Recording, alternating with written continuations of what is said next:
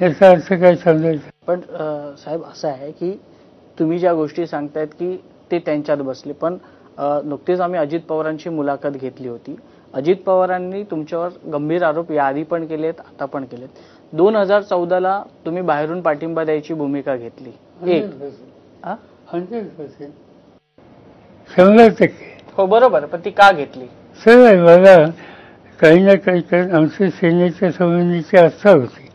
सेना आणि BJP हे एकत्र राहणं योग्य नाही अशी आमची धारणा होती, आणि ती जर करायची असेल तर काहीतरी स्ट्रॅटेजी केली पाहिजे.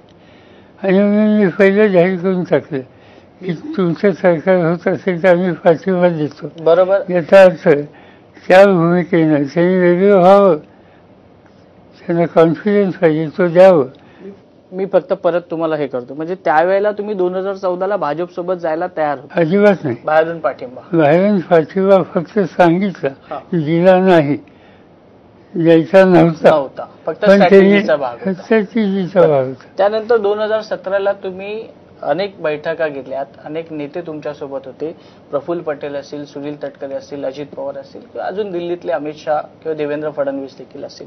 शिवसेनेला बाजूला काढा, भाजप आणि राष्ट्रवादी काँग्रेस सत्तेत येईल. एक तर अमित शहा यांच्यावरच्या बैठका माणसं झालेली नाही. कुठाचा फादरमध्ये भेटलो नाही असं म्हणता येणार नाही, पण या सगळ्या गोष्टीत नाही.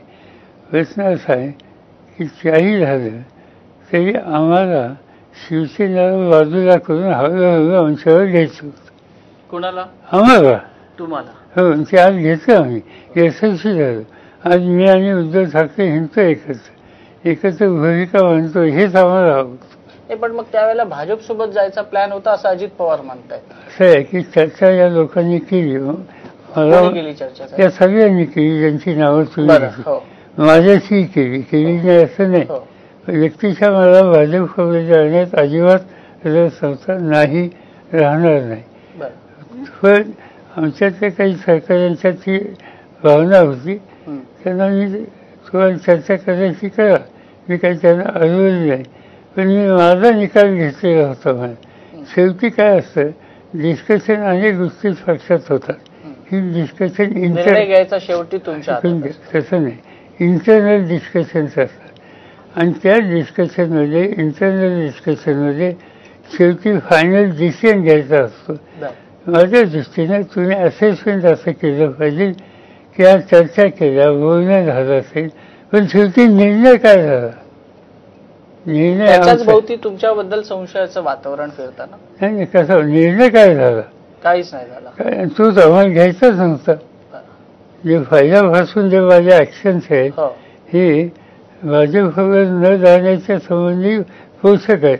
मी परत थोडंसं तुम्हाला क्रॉस करतो की तुमच्याबद्दल प्रतिमा अशी तयार केली जाते की तुम्हाला 2014 पासून ते 2019 पर्यंत भाजप सोबत जायचं होतं. मी परत एकदा सांगतो, 2017ला तुम्ही चुकीचं बोलताय. नाही, अजित पवार जे म्हणाले ते मी तुमचं सांगतो. काही कुणी काही सांगितलं, इंग्लिश बाजूला स्टेटमेंट केलं तर त्याचं काही उत्तर मी द्यायला बांधले तुम्हाला. अपप्रचार तुमच्याबद्दल होतोय का? पुन्हा पुन्हा तुम्हाला सांगतो, भाजपवर जाण्याची आमची भूमिका नव्हती, आमच्या सहकार्यांची होती. त्यांना मी फेशन हिअरिंग देत होतो, ही गोष्ट खरी आहे. ते माझ्याकडे पुन्हा पुन्हा मांडत होते, ही गोष्ट खरी आहे. काय असेल ते तुम्ही बघा, हे मी त्यांनी सुचवलेले होते, ही गोष्ट खरी आहे. पण प्रत्यक्ष निर्णय घ्यायची वेळ आली, त्यावेळी तो निर्णय आम्ही घेतलेला नाही. 2019ला साहेब जेव्हा अजित पवारांनी शपथविधी घेतला त्यावेळेला कळू असं ते चुकीचं आहे त्यांचं की तो शपथविधी त्यांनी सकाळचा घेतला असं सांगितलं जातं की माझी सहमती होती. माझी सहमती असती तर शपथविधी घेतल्यानंतर 3 दिवसांनी राजीनामा का दिला? देवेंद्र फडणवीसनी दिला आणि अजित पवारांनी दिला. का दिला? आमचा सगळ्यांचा जर पाठिंबा होता तर त्यांना राजीनामा द्यायचं कारण काय? त्यावेळेला पक्षाची बैठक झाली चव्हाण सेंटरला, आणि ही गोष्ट योग्य नाही या निष्कर्षाचे आम्ही आलो आणि सुचवलं गेलं की हे फसत नाही, त्यांनी राजीनामा दिला. आणि त्याच्यानंतर पुढचं वर्ष 1.5 वर्ष ते बाहेर राहिले याचा अर्थ काय? याच्यातून एकच मतितार्थ निघतो की 2014 असेल, 17 असेल किंवा 19 असेल, अजित पवार आणि त्यांच्या इतर सहकार्यांना पहिल्यापासूनच भाजपासोबत जायचं होतं. त्यांना सत्तेत जायचं होतं. सत्तेत जायचं. म्हणजे त्याच वेळेला आमच्याकडे सत्ता असती तर ती गेले नसते. त्यांना सत्तेमध्ये जायचं होतं, दुसरं काही. मग आता ज्या पद्धतीने अजित पवार चालले आहेत त्यांची भविष्यातली वाटचाल काय वाटतं तुमचं? शेवटी राष्ट्रवादी नाव तुमचं आहे, तुम्ही वाढवलेलं. असं आहे की काही झालं शेवटी त्यांना अनेक आमदारांनी साथ दिली, त्यामुळे त्यांच्याकडे नंबर झाला. तो नंबर घेऊन ते शेवटी सत्तेमध्ये सहभागी झाले.